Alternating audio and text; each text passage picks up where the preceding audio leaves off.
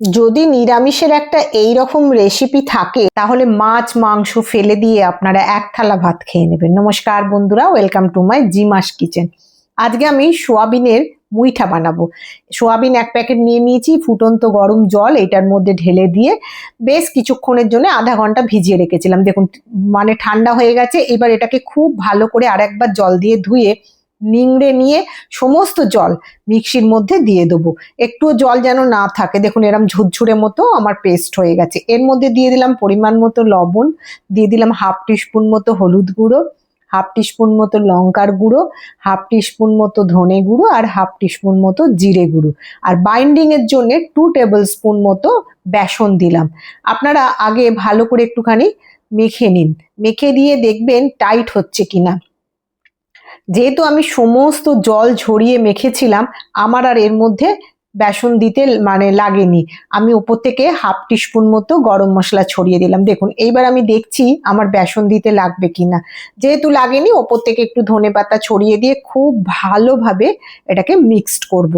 যখন খুব ভালোভাবে সমস্ত মশলা সোয়াবিনের সঙ্গে মিশে যাবে, তখন এইরকম ভাবে হাতে করে নিয়ে মুইঠা মানে মুঠো মুঠো করে এরকম ভাবে সেভ করে নেবো। আর কিচ্ছু করতে হবে না। এইরকম ভাবে হাতের মুঠোর মধ্যে চাপ দিয়ে, আমরা তো এরকম চাপ দিয়ে করতেই জানি সবাই, সেটাকে গোল লম্বা শেপ দিই, কিন্তু এটাতে আর কোনো রকম শেপ দিতে হবে না। সমস্ত মুইঠাগুলো আমি করে নিয়েছি। এইবার কড়াইয়ের মধ্যে পরিমাণ মতো তেল দিয়ে দেবো। এটা ছাঁকা তেলেই ভাজা হবে। তেলটা যখন দেখবেন খুব ভালো করে গরম হয়ে গেছে, তখন আমি একটা একটা করে এই মুইঠাগুলো ছাড়তে থাকবো। একদম সবগুলো ছেড়ে দেবেন না, গায়ে গায়ে লেগে গেলে খুব একটা ভালো করে ভাজা যাবে না। আমি 8 পিস হয়েছে, এখানে আমি বড় বড় করে করেছি, আপনারা ছোট বড় সাইজ দিতে পারেন। বেশ কিছুক্ষণ ধরে আমি গ্যাসের ফ্লেমটা মিডিয়াম করে ভালো করে এই বড়াগুলো ভেজে নেবো। বড়া মানে এই মুইঠাগুলো দিয়ে ভালো করে যখন দেখুন আমার ভাজা হয়ে গেছে, এবার আমি এটা ছেঁকে পুরো তেলটা প্লেটের মধ্যে উঠিয়ে নিচ্ছি। এটা এমনিও শুধু শুধু আপনারা খেতে পারবেন, খেতে খুব ভালো হয়। আবারও আমি সেকেন্ড ব্যাচটা এর মধ্যে ছেড়ে দিলাম। সেম প্রসেসেই আমি এটাকে ভাজবো। আর এই গ্যাসের ফ্লেমটা কিন্তু কম করে রেখেই ভাজবো। এটা খেতে অসম্ভব সুন্দর হয়। আপনারা যে কোনো নিরামিষের দিনে কিংবা এমনিও মনে হবে না যে আপনারা মাছ মাংস খাচ্ছেন না। এইটা দিয়েই পুরো এক থালা ভাত খেয়ে নেবেন। এখানে আমি দুটো আলুকে 8 টুকরো করে কেটে রেখেছিলাম ছাঁকা তেলের মধ্যে। এবার এটাকে একটু ভেজে নেবো। আর ওপর থেকে অল্প একটু হলুদ ছড়িয়ে দেবো।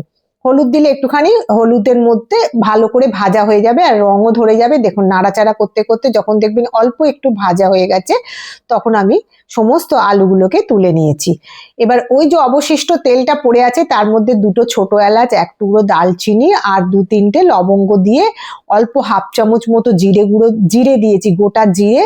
আর দিয়ে দিলাম অল্প একটু হিং দিয়ে সুন্দর করে যখন একটা গন্ধ বের হবে, তখন এর মধ্যে দিয়ে দেবো ওই তেলের মধ্যেই 1 টিস্পুন মতো হলুদ গুঁড়ো আর 1 টিস্পুন মতো কাশ্মীরি লঙ্কার গুঁড়ো।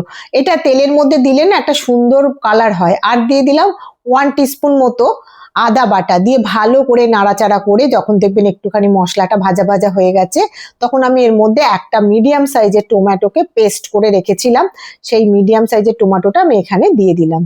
তার সঙ্গে মিক্সির জায়গাটা ধুয়ে অল্প একটু জল দিয়ে দিয়েছি।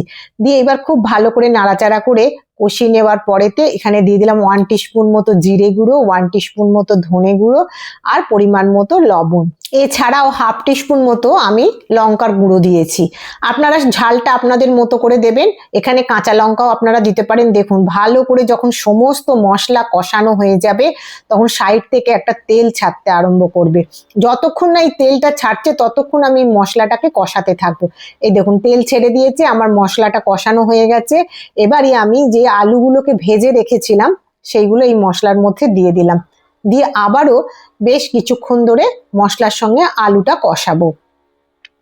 তাহলে কষাতে কষাতে আলুর মধ্যেও মশলার ফ্লেভারটা ঢুকে যাবে। উপর থেকে আমি 1 টিস্পুন মতো চিনি আর হাফ টিস্পুন মতো গরম মশলা ছড়িয়ে দিলাম। দিয়ে ভালো করে আবারও মিনিট 2 কষিয়ে নেবো নাড়াচাড়া করে। আমি কিন্তু গ্যাসের ফ্লেমটা কম করে রেখেছি, এখন কোনো জলই দিইনি। এবার যখন আমার কষানো হয়ে গেছে, তখন আমি পরিমাণ মতো এর মধ্যে জল দিয়ে দিলাম। পরিমাণ মতো ঝোলটা যতটা রাখবেন সেই পরিমাণে জল দেবেন, কারণ কি সোয়া কিছুটা জল টানে। আমি আবারও একটু জল দিয়ে দিলাম। দিয়ে এবার সমস্ত কিছু মশলা একসঙ্গে মিশিয়ে দিয়ে কিছুক্ষণের জন্য ঢাকা দেবো, যতক্ষণ না আলুটা সেদ্ধ হচ্ছে। এবার আমার ঢাকা খুলে দেখুন আলু সেদ্ধ হয়ে গেছে মোটামুটি, আর ঝোলটা এইরকমই থাকবে। আমি এর মধ্যে ভেজে রাখা সমস্ত বড়াগুলো মানে মুইঠাগুলো দিয়ে দিলাম। এটা বুঝতেই পারবেন না যে আপনি সোয়াবিন দিয়ে বানিয়েছেন, এত সুন্দর খেতে হয়। এবার মিনিট 5 একটু ধরে গ্যাসের ফ্লেমটা কমিয়ে এবার ফুটিয়ে নিয়েছি। দেখুন আমার মোটামুটি যতটা জল টেনে নিয়েছে বড়া, রান্না মোটামুটি কমপ্লিট। এবার সার্ভ করার জন্য অসম্ভব সুন্দর হয়, একবার হলেও ট্রাই করবেন।